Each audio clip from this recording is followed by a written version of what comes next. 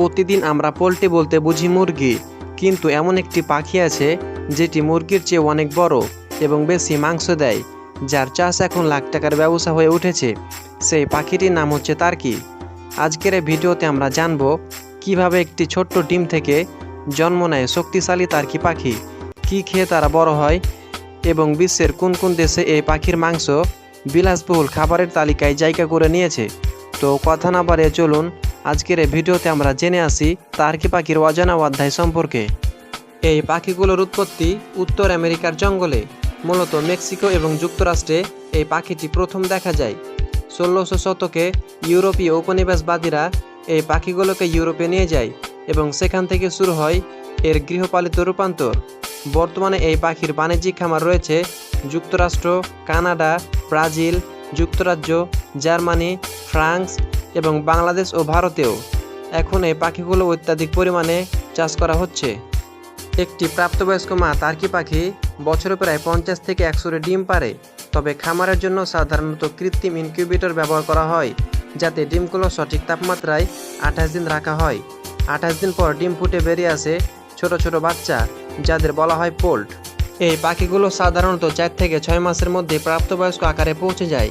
পুরুষ টার্কি পাখিগুলোর ওজন 10 থেকে 15 কেজি পর্যন্ত হতে পারে, আর মেয়ে টার্কি পাখিগুলোর ওজন গড়ে প্রায় 6 থেকে 9 কেজি পর্যন্ত হয়। এদের দৈহিক বৃদ্ধি নির্ভর করে খাদ্য, পরিবেশ এবং জেনেটিক্সের উপর। বিশ্বব্যাপী প্রতি বছর প্রায় 600 কোটি কেজি এই পাখিগুলোর মাংস উৎপাদন করা হয়। এর অধিকাংশই আসে যুক্তরাষ্ট্র, ইউরোপ এবং দক্ষিণ আমেরিকা থেকে।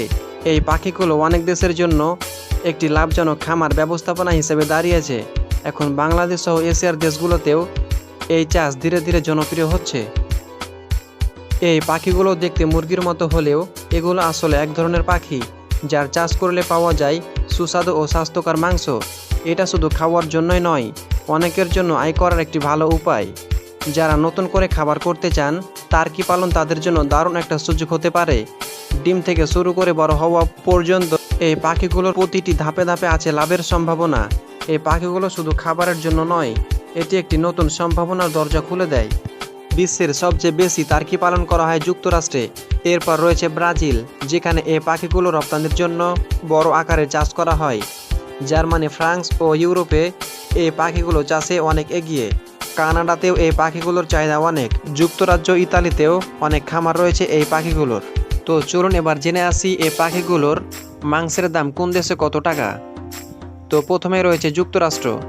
যুক্তরাষ্ট্রে প্রতি কেজি মাংসের দাম প্রায় 350 টাকা থেকে 700 টাকা। কানাডায় 1 কেজি মাংসের দাম প্রায় 450 টাকা থেকে 800 টাকা। যুক্তরাজ্যে 1 কেজি মাংসের দাম প্রায় 850 টাকা থেকে 1200 টাকা পর্যন্ত হতে পারে। জার্মানিতে এই পাখিগুলোর 1 কেজি মাংসের দাম প্রায় 700 টাকা থেকে 1100 টাকার মধ্যে। ভারতে এই পাখিগুলোর 1 কেজি মাংসের দাম প্রায় 520 টাকা থেকে 800 টাকার মধ্যে।